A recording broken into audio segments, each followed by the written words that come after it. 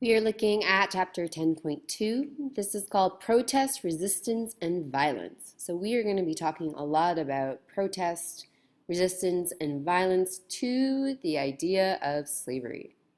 Our first objective, describe the provisions of the Fugitive Slave Law and how abolitionists and the Underground Railroad succeeded in defying the law.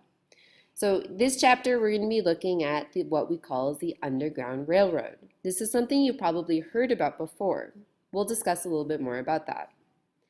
The second one, explain how Douglas's desire for a northern transcontinental railroad route helped destroy the Missouri Compromise and the Compromise of 1850. So we are going to have the building of a railroad across the continent.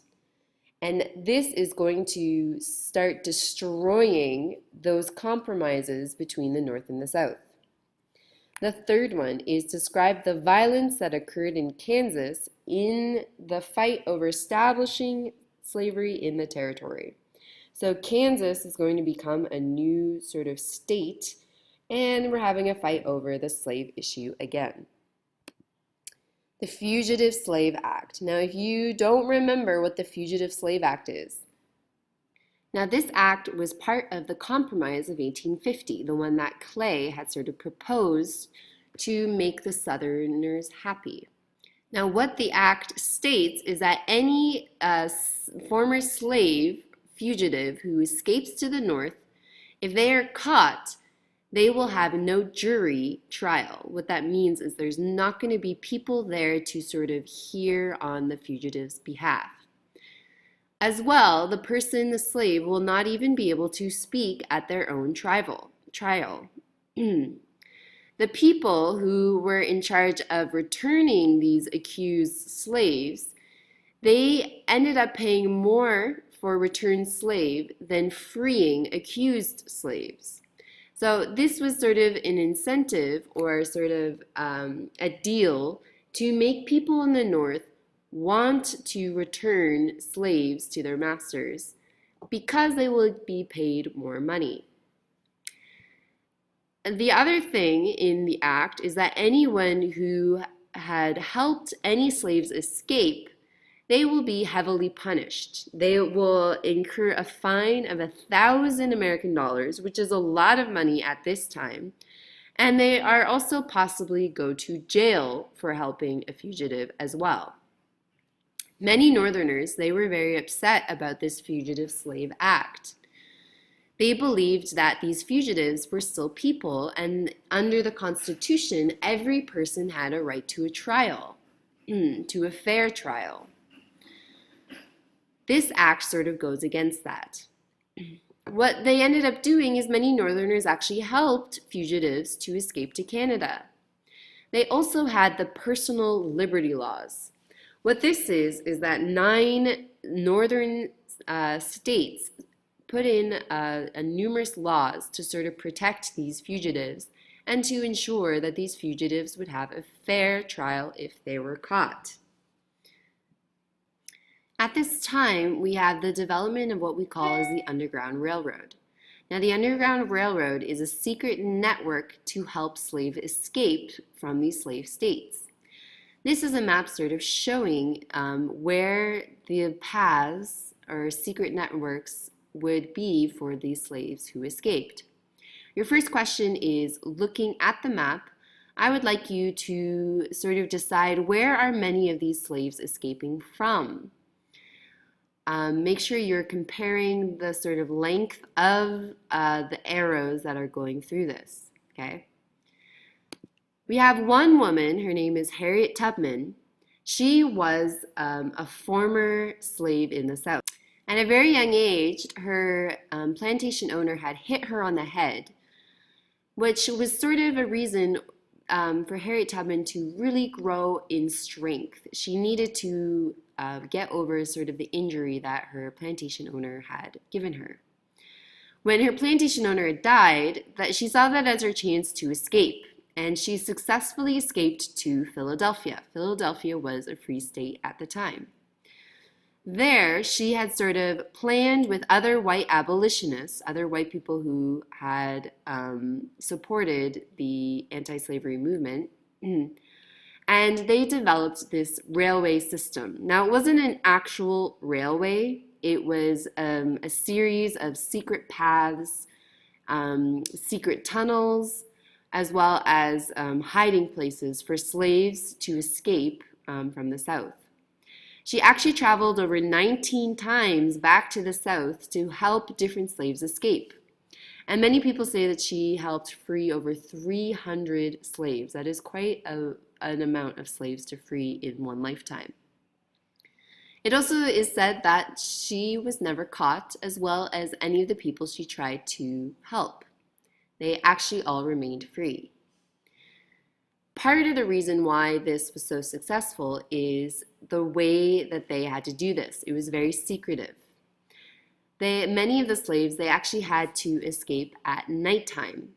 They had little food, and they were traveling by foot.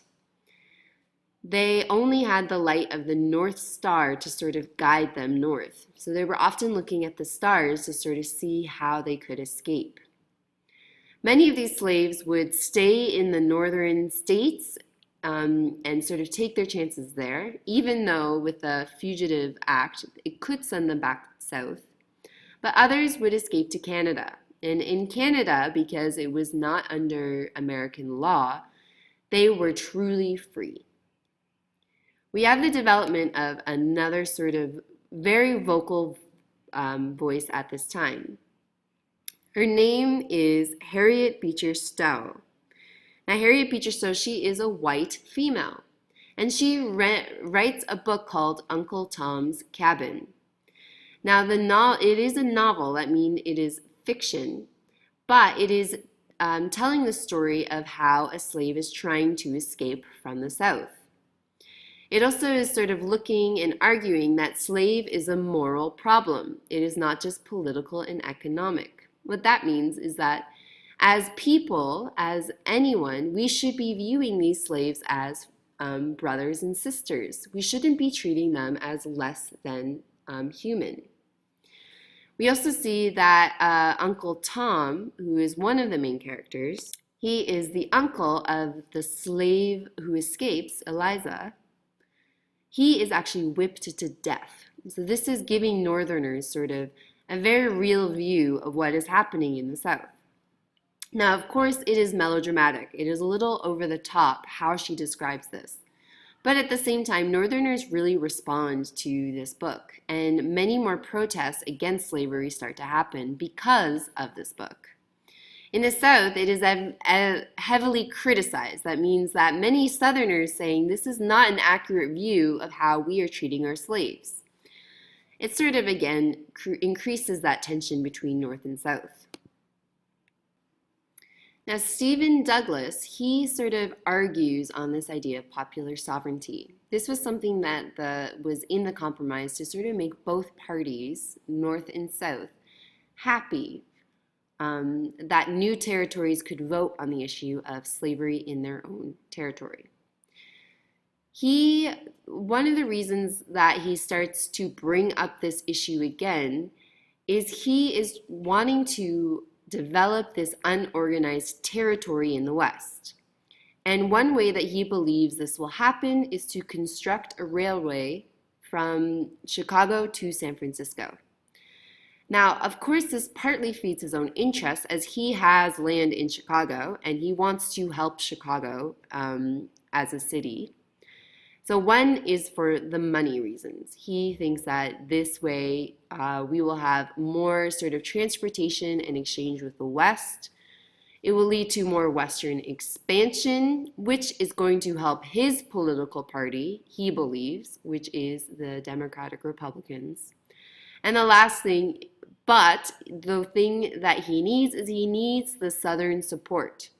So at this point, the Southerners, they want a railway to start in Memphis and New Orleans and go to San Francisco. He needs to sort of make a compromise with the Southerners to make it start in Chicago, which is in a northern city. The way that Stephen Douglas thought that he would gain the support from the South is by supporting popular sovereignty. Again, this means that people in these unorganized territories, they would end up voting on the issue of slavery on their own. In this, he also said that he would end the Compromise of 1850. That means that the compromise from the last chapter that Henry Clay came up with as to sort of help North and South. And it also stated that he would presume one slave state and one free state would be added from the territory. So if we're looking at this as a map, he is saying that Kansas would be added as a slave state or territory, but Nebraska would be added as a free slave state or territory. What Stephen Douglas had not really thought about was the fact that at this time the North had become so enraged about slavery that even though he's trying to sort of further compromise with the South, the North, they're not really going to have much to do with this. They are just angry. They want slavery to be gone. This eventually leads us to proposing the Kansas-Nebraska Act. Douglas ends up going to the Congress with sort of a clear law that he's hoping to get passed. Now, the first thing that this law would do is divide Kansas territory into Nebraska in the north and Kansas in the south. Again, the reason he wants to do this is he wants to build a railway, and he wants to gain the support from the Southerners. In the law, he would be repealing the Missouri Compromise. So what that means is that the Missouri Compromise would no longer be a part of law. The second thing is that it would establish popular sovereignty in these new territories. So once Kansas and Nebraska and other unorganized territories, once they are populated by people, those people will vote on whether they would like slavery or would ban slavery. Both states are north of the Missouri Compromise line. So Kansas and Nebraska, they are placed north of the Compromise line. The reason why the Northerners don't really like this is if the Missouri Compromise were to stay, that means that both Kansas and Nebraska would be free. They don't really like the idea of Kansas and Nebraska now voting on whether they want to have slavery in their state. The Southern, of course, like this. They now have a chance to populate Kansas and Nebraska and turn those territories into slave states. Your two questions: was the act a reasonable policy, and was it fair? You can answer below in the comments. We sort of come to some violence, which we call is bleeding Kansas. Basically what happens is the Kansas-Nebraska Act is passed into law, which makes Kansas up for populating as well as up for becoming a slave or free state. So thousands of people start moving to Kansas, first to populate it so they can vote to make it either slave or free. There was a race, and basically it was believed that Northerners were able to populate Kansas faster. What ends up happening is by 1855, the population is large enough for Kansas to become a state. So they have their first vote on whether it will be slave or free. What ends up happening is we have many Missouri residents right next door to Kansas.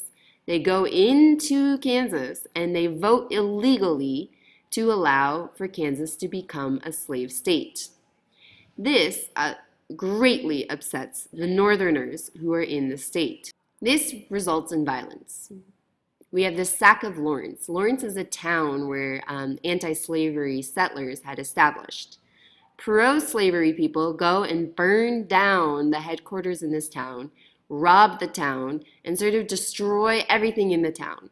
This results in the Potawatomi Massacre. We have a man named John Brown. He ends up believing he is called by God to fight against slavery. So he actually attacks pro-slavery by cutting off 5 people's heads. This leads to even more violence, and over 200 people are killed with Brown leaving Kansas. This also results in violence in